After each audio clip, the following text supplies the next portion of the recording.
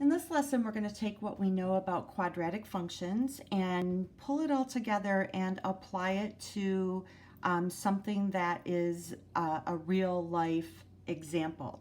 So that's actually what a model is. We've talked about linear models, how the data formed a linear pattern. So today we're going to look at some data that forms a quadratic pattern and um, a specific couple of examples that would show that. So the first one has to do with maximizing revenue, and this is something that happens in the business world where you're trying to determine what you should price something at to get the maximum amount of revenue. So if we just think about simple math, that the revenue, and a simple formula here, the revenue is the price that something sells for times the number of items that have been sold. So this is revenue, this is price, and this is X is the number of items. So in this example, we have a marketing department of Texas Instruments, which is the calculator company, and they have found that when certain calculators are sold at a price of P dollars, so just kind of highlighting what our variables are here. So our price is P dollars per unit. The number of calculators, so that's what X is. The number of calculators sold is given by the demand equation. So they've done some data analysis and they've determined that this equation for the number of items is going to give them the best price per item. So part A here says to express the revenue as a function of the price P. So our revenue in terms of P is the price times the number of items. Now, the company has determined that the number of items can be determined by this equation here, so we're going to do some simple substitution.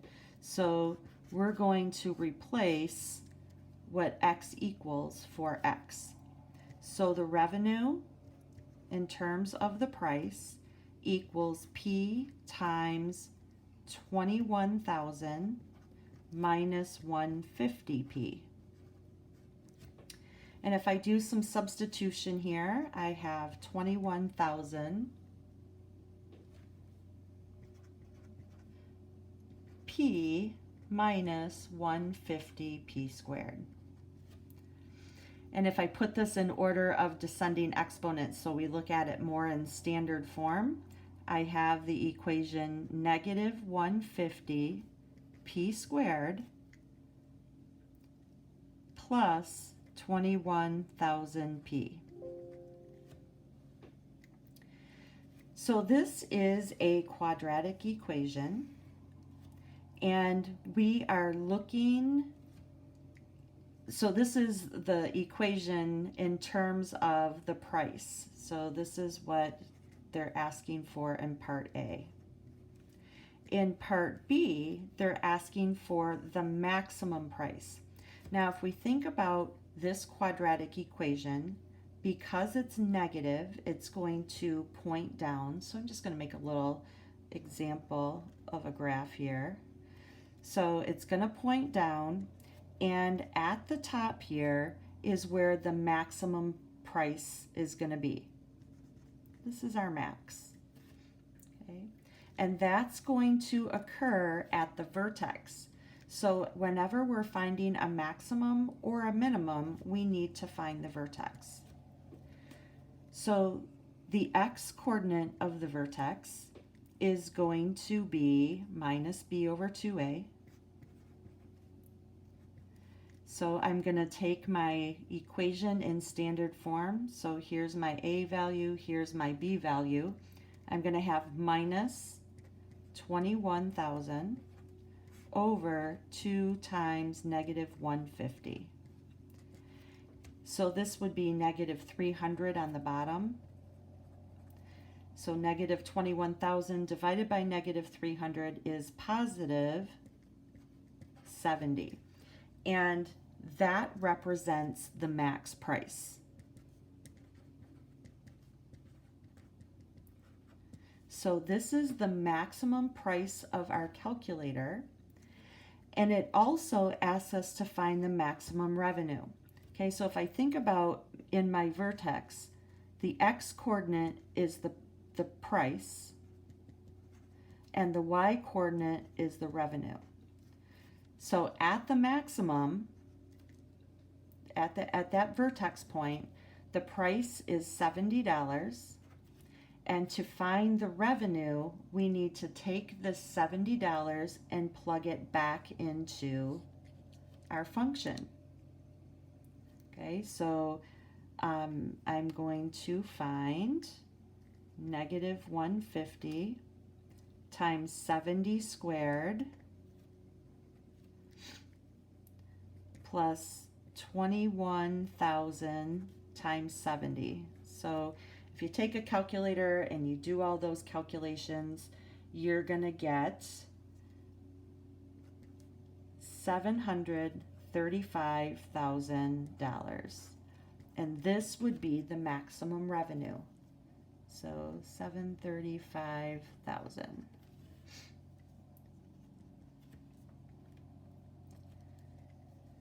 In part C, they want to know how many units are sold at this price. So remember that X represents the number of units.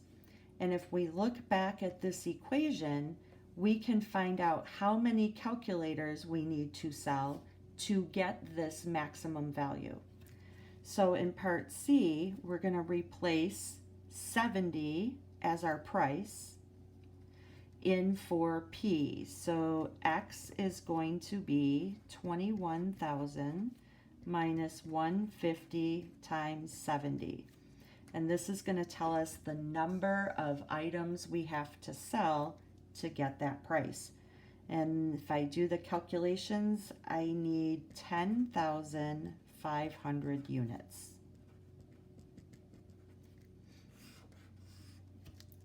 Okay. So we've actually answered parts A, B, and C.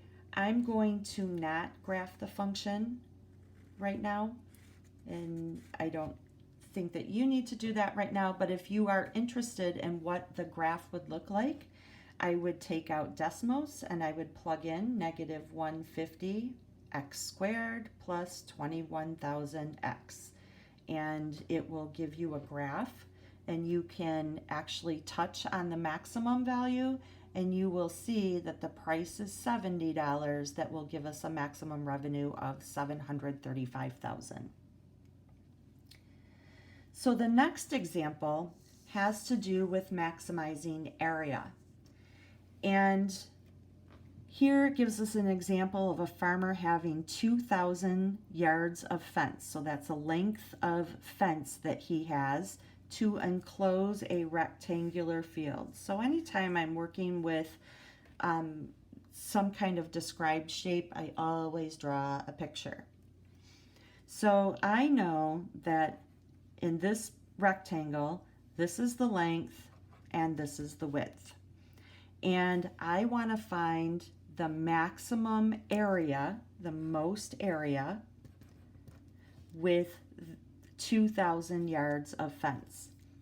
So back simple geometry, I know that area is length times width. And we also got to relate this to the perimeter, because I know that the longest I can have of fencing has to be 2,000 yards. So my perimeter has to be 2,000 yards. And I know that perimeter is 2 times the length, because I've got 2 of these, plus 2 times the width. So if I do simple substitution here, I have 2,000 equals 2 length plus 2 width. Or I can say that if I divide every part by 2, that length plus width equals 1,000. So if I have my length plus width equal 1,000, let's solve for one of these variables and substitute it back into my area equation. So let's say that length is 1,000 minus W. So I'm going to go over here and I'm going to put that my length is 1,000 minus W. So if length is 1,000 minus W, I'm going to substitute that into my area formula. So I have 1,000 minus W times the width, which is W. And if I distribute, I'm going to have 1,000 W minus W squared. Or in standard form, negative W squared plus 1,000 W. So this is our equation that will give us the max area. So this is our equation, and if we're looking at the maximum, we have to find the vertex. So again, my parabola would be pointing downwards like this, and I'm looking again for that maximum point. So if I'm finding the maximum, the x coordinate and the y coordinate, to find the x coordinate, minus b over 2a again. So I have this is b, negative 1 is a, so I have the opposite of 1,000, negative 1,000, over 2 times negative 1. So this actually would be 500. So what does 500 represent? 500 would represent the width. And if I plug it into this formula, 1,000 minus 500 actually represents the length as well. Okay, so actually it would be a square that would give us the biggest area, maximum area. But the length is 500, and to find out the area that would be the maximum, I need to plug that back in for the y value, because this will tell us what the maximum is. So I plug in negative 500 squared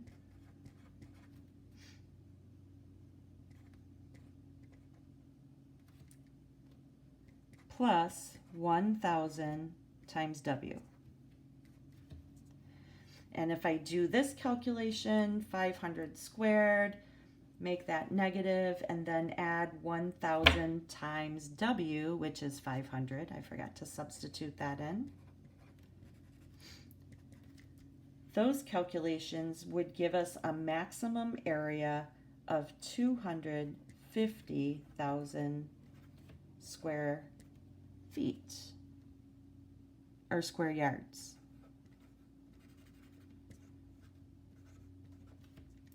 Okay, so 500 yards would be the length, and 250,000 square yards would be the maximum area.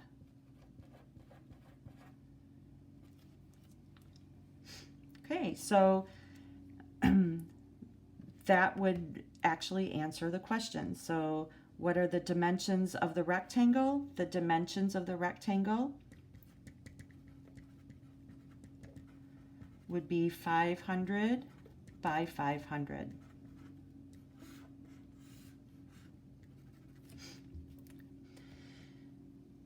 So both of these questions are using maximums. We could also use equations with minimums, but this just gives us an idea of how we can apply using a quadratic equation to a real life situation in terms of using the maximum and minimum values. Now on the next page, there's another example that I've decided not to do. So yay, we're gonna actually skip this one and we are all set for this section.